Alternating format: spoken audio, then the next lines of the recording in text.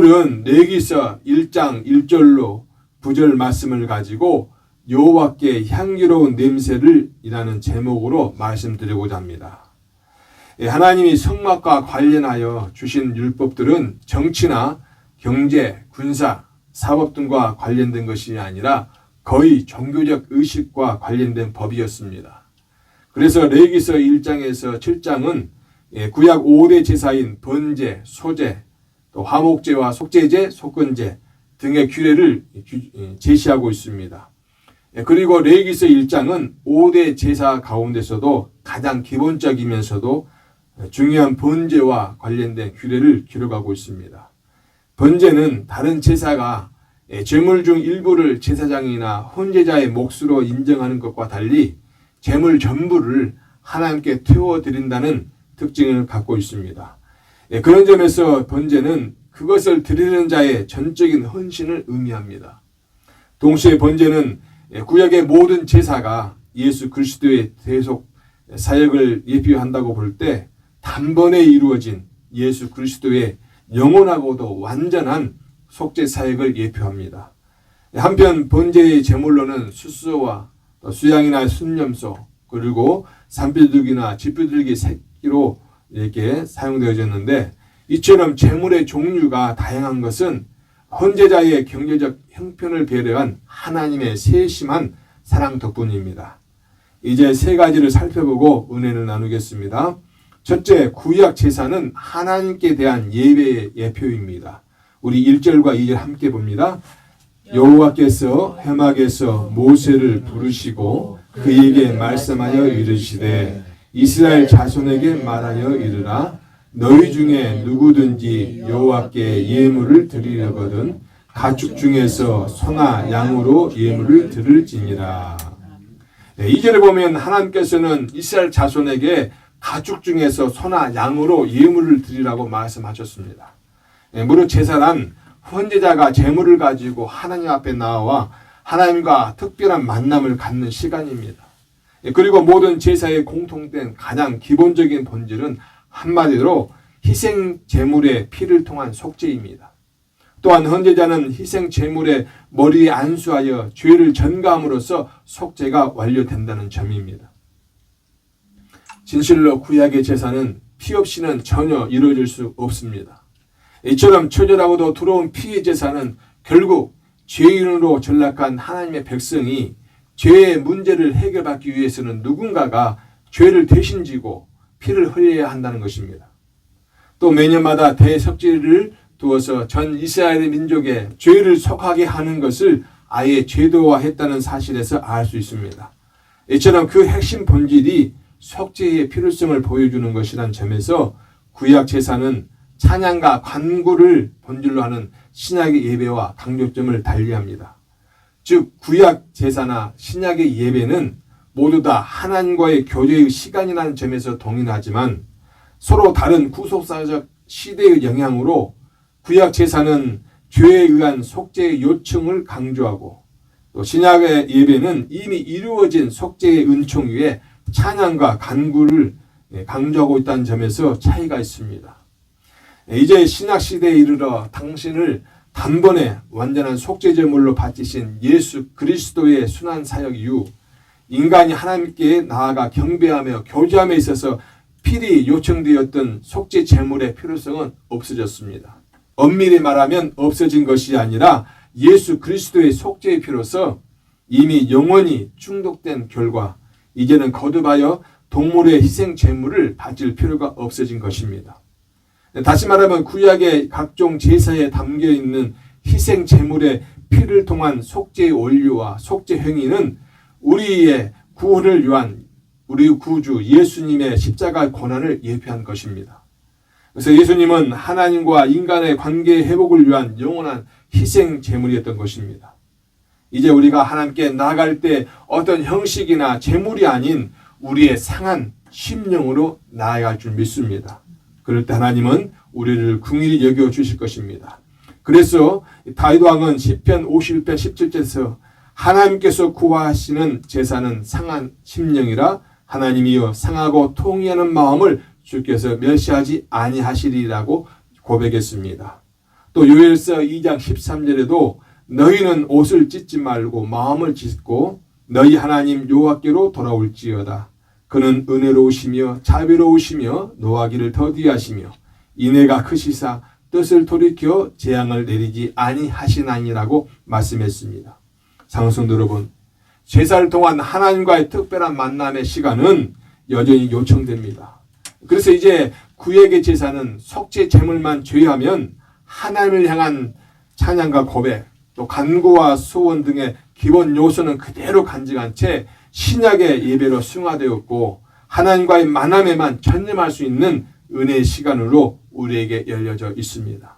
그러므로 열린 눈과 마음을 가지고 구약 시대의 제사법이 예표하고 있는 하나님께 대한 예배에 영과 진리로 참여하시기를 주님의 이름으로 축복합니다. 둘째, 피 흘림이 없이는 죄사함도 없습니다. 우리 3절로 5절 말씀 함께 봅니다.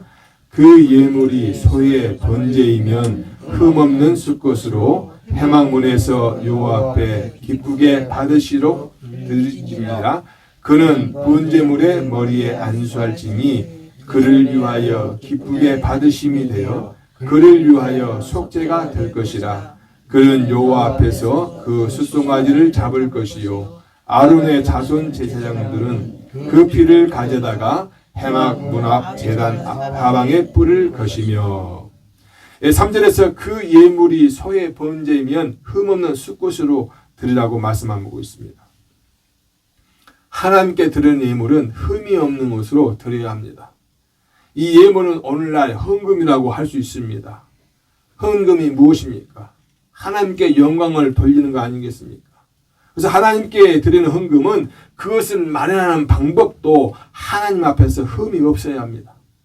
그런데 만약 불의한 방법으로 마련한 제물로 하나님께 드린다면 어떻게 되겠습니까? 오히려 거룩하시고 의로우신 하나님의 영광을 더럽히는 것이 될 것입니다.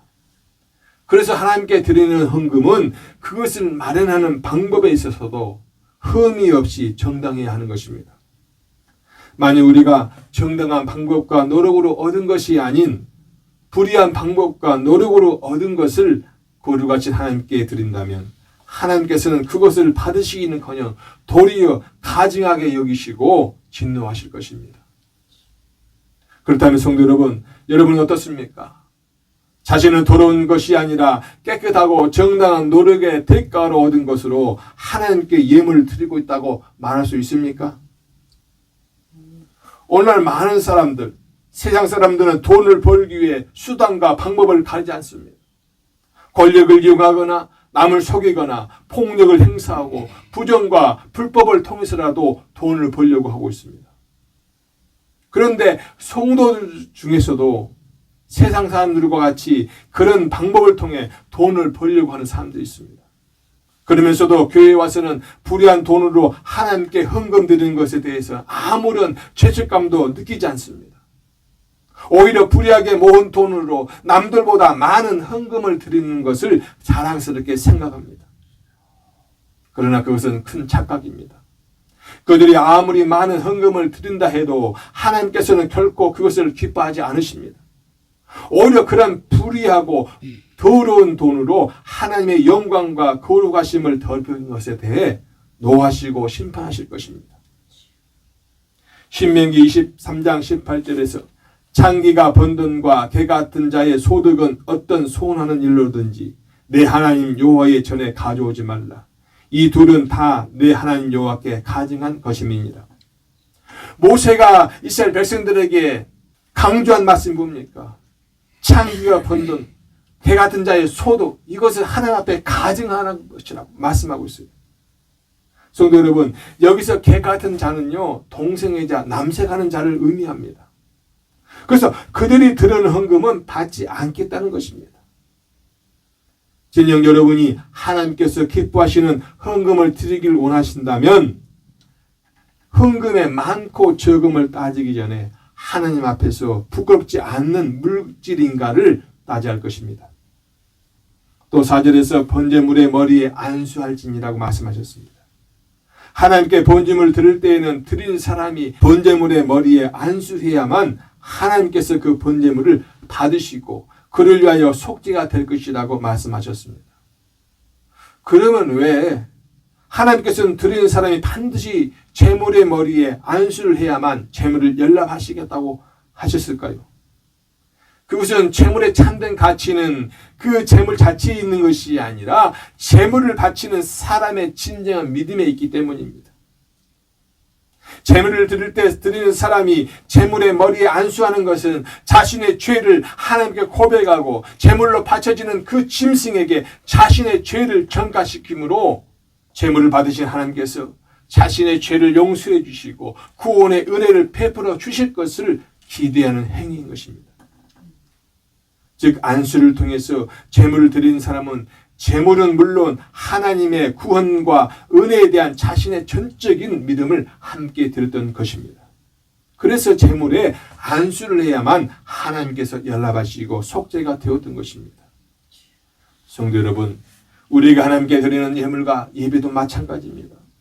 우리가 드리는 예물과 예배 속에 하나님의 구원에 대한 확신과 복주심에 대한 믿음이 없다면 아무리 많은 헌금을 드리고 거창한 예배를 드린다 할지라도 그것이 우리의 죄를 속해주거나 복을 가져다 주지는 않습니다.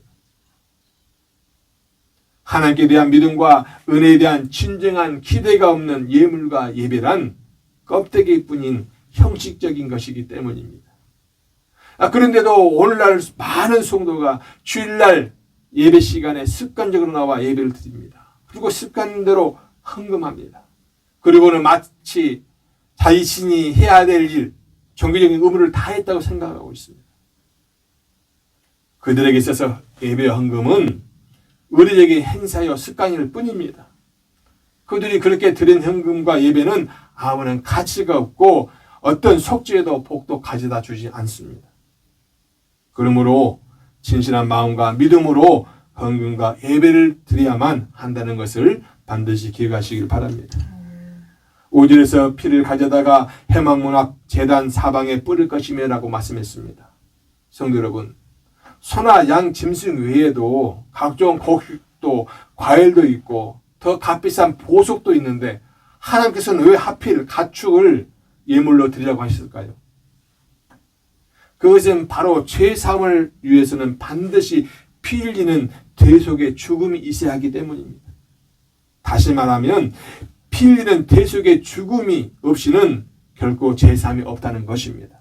히브리서 9장 22절에 율법을 따라 거의 모든 물건이 피로써 정결하게 되나니 피 흘림이 없은즉 사함이 없느니라고 말씀했습니다.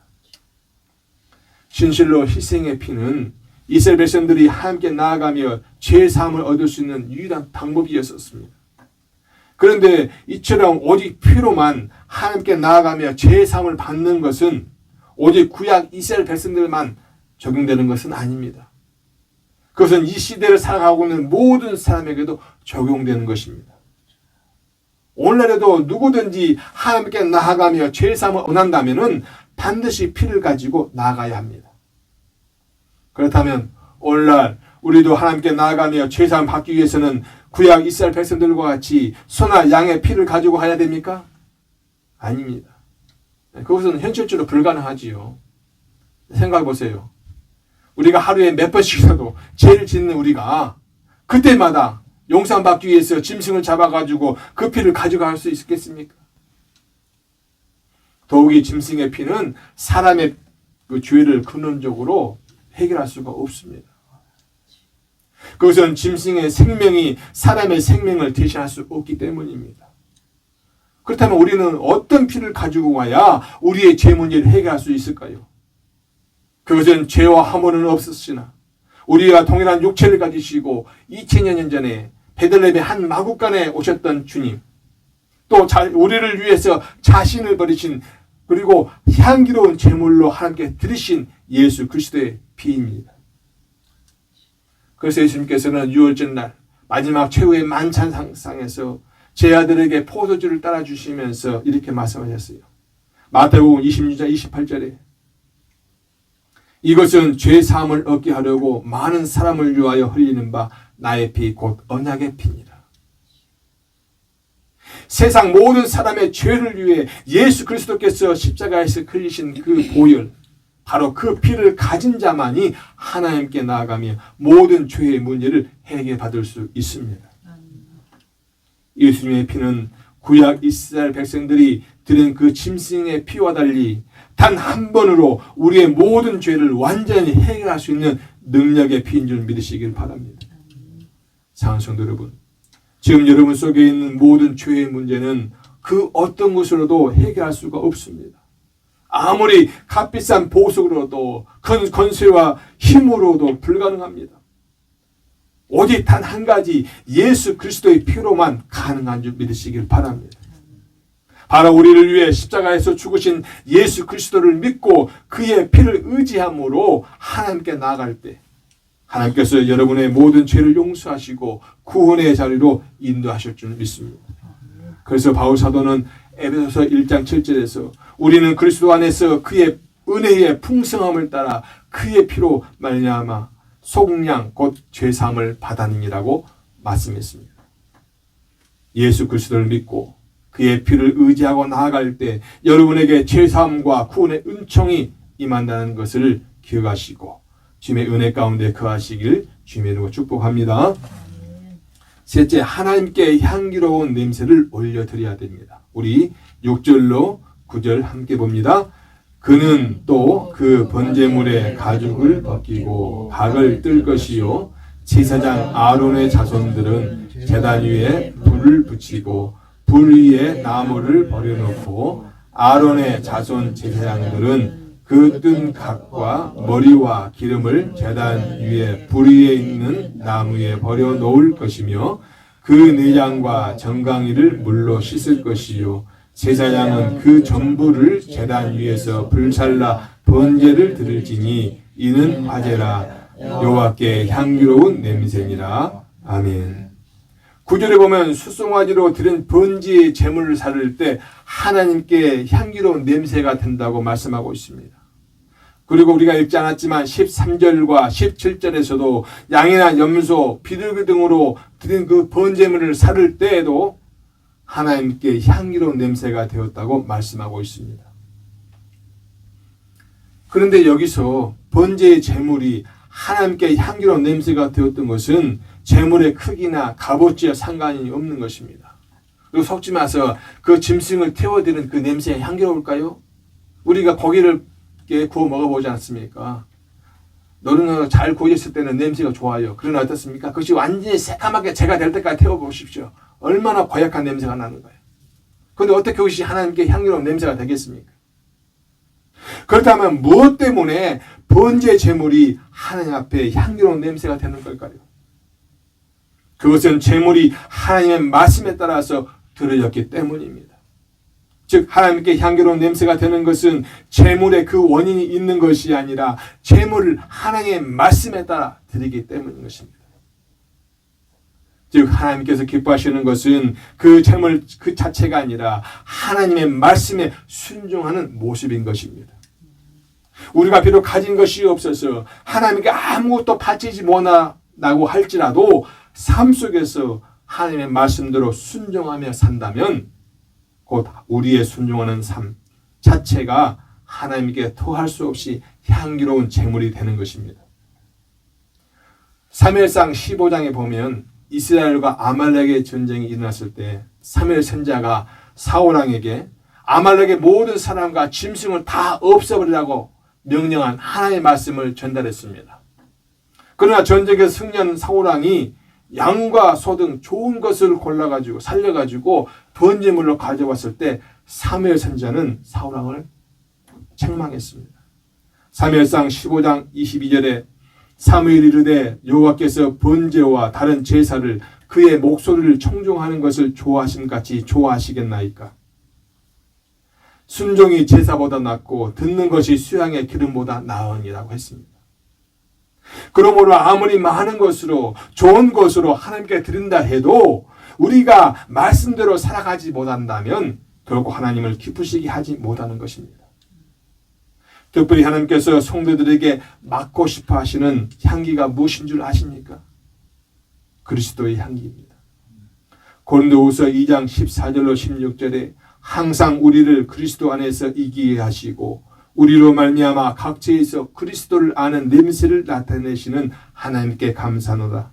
우리는 구원받는 자들에게나 망하는 자들에게나 하나님 앞에서 그리스도의 향기이니 이 사람에게는 사망으로부터 사망에 이르는 냄새요 저 사람에게는 생명으로부터 생명에 이르는 냄새라. 누가 이 일을 감당하리요. 하나님께서는 모든 성도에게서 그리스도의 향기가 나기를 원하십니다. 그럼 우리가 어떻게 그리스도의 향기를 낼 수가 있을까요? 그것은 오직 그리스도의 말씀에 따라 순종하는 삶을 사는 것입니다. 그럴 때 자연스럽게 우리의 삶에서 그리스도의 향기가 나게 될 것이며 하나님께서는 우리의 향기를 기뻐하실 것입니다.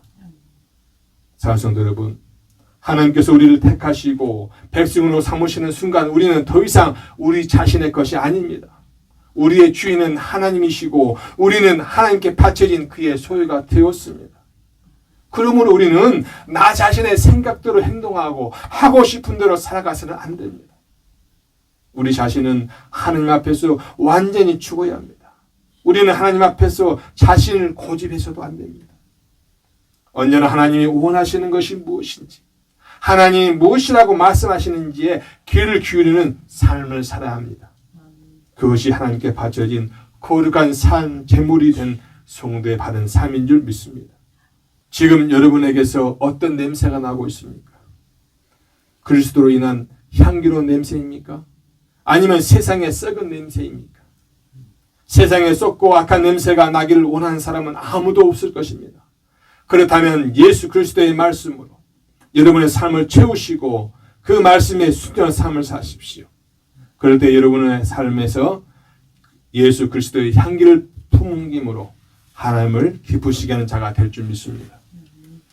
이 마지막 때에 우리에게 주신 말씀, 서로 사랑하라, 서로 의지하라, 주의 은혜 안에 거하라, 주의 말씀 안에 거하라를 늘 기억하시고 항상 주님의 제 이름을 소망하며 하나님께 향기로운 냄새를 올려드리시길 주님의 이름으로 축복합니다.